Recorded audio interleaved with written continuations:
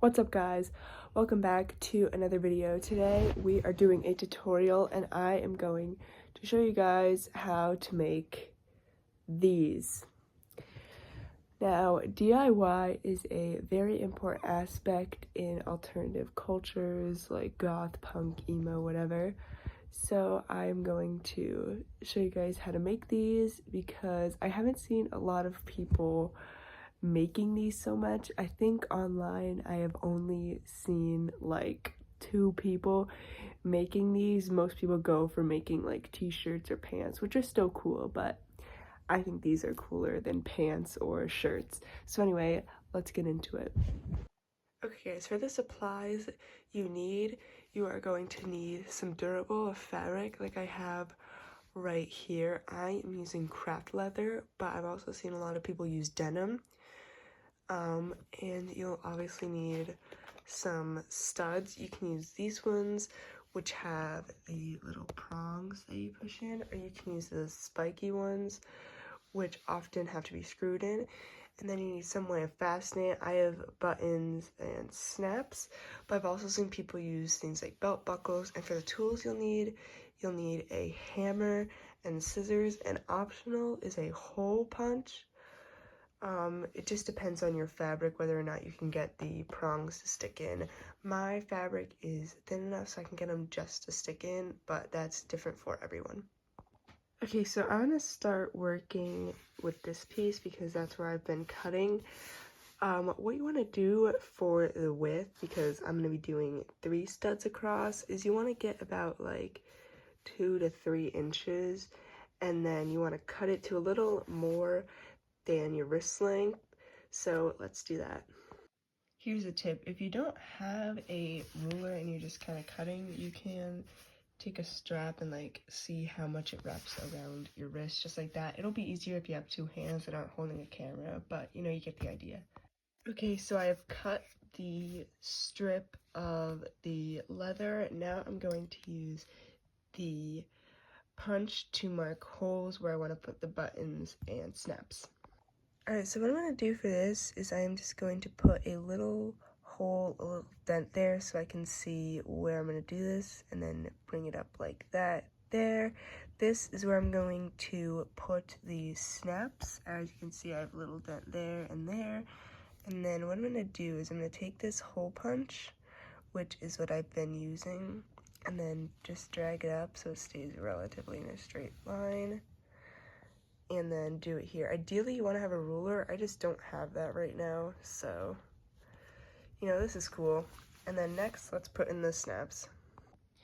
Okay, now for the snaps, I'm going to bring this closer to where I am, look for the hole, and I'm going to start with this piece. Now, in order for it to wrap around like this, you want this part up at the top, and then the button part up at the top too.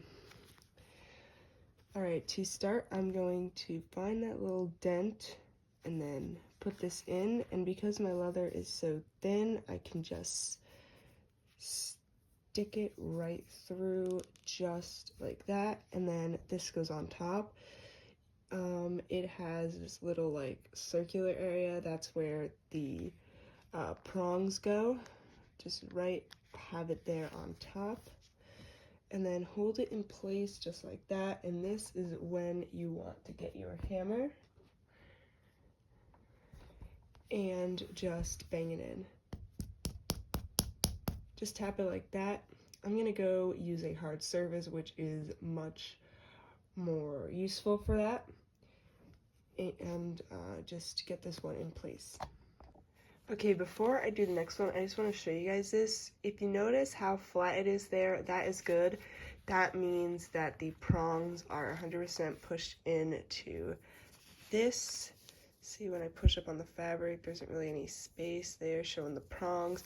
That's good. If you have any space along here, that means when you pull it apart, this part is probably going to come out, and then your snap is going to be ruined. You can put it back in, but it's just an extra hassle, so just make sure that this part is all the way in. Anyway, let's add the other snap, and then I'll show you guys how to put in the button. Alright guys, What we're going to do for the snap here is instead of pushing up from on this side of leather like we did for the snaps here, we are going to push down on this part so we see the prongs on this side. So when we wrap it, we don't see any of that inside leather at all, because who wants to see that? We want to see the nice outside. And then we take this part. It's a little different because it has two grooves there, but you want to do this side and just put it in there like so. And then you can try to squeeze it so it stays in a little bit better. And then obviously you're going to take the hammer again and tap it. So I'm going to go use my hard surface to get this secure. Okay guys, for this step, I'm changing the design a little bit, and we're going to do four across because I just got so much leather. So what we're going to do, I like to start with one of the top parts and then go push it in like that, because leather is thin enough. Obviously, if your leather is too thick, you would take this, poke holes for the prongs, and then we push it all the way through like that, and then we can see it's relatively straight. And then what we do is we take our fingernails and bend in the prongs. I've seen people use tools. I just use my nails because it's easiest for me. And we do it like that. And then the next one, we make sure it aligns vertically, just like that, and keep it straight. So we make those corners stay together, just like that. And then again, we push in the prongs. I'm going to finish out this row, and then I'm going to show you guys how I ensure that this stays a straight line horizontally as well as vertically. Okay guys, what we're going to do here is I'm going to show you how to keep it in a straight line with the row and the column. That's why I added this stud right here. So what you want to do is you want to make sure it is lined up straight with both of the corners. And a good way to see that is see the prong sticking out right there, and just stick the next one in right there. Do it on the top and the bottom.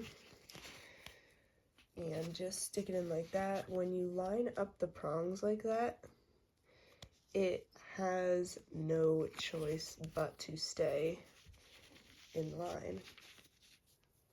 And push in the prongs. Just like that. And a good way to see is also the prongs that are next to each other will kind of be making this diamond-like shape and be pretty close together, so that is a good sign. Now I'm going to do a time lapse as I finish the rest of these.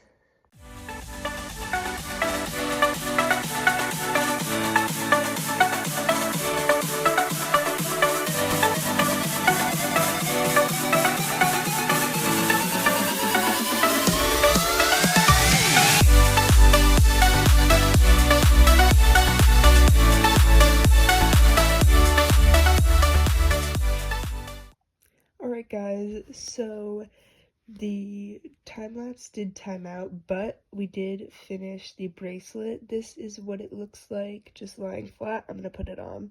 And here is the cuff on my wrist. Thank you so much for watching, everyone. If you want more tutorials like this, be sure to like, comment, and subscribe. Oh, there is my cat. We are so close to 500 subscribers, so any interaction is seriously appreciated. Thank you so much for watching, and bye.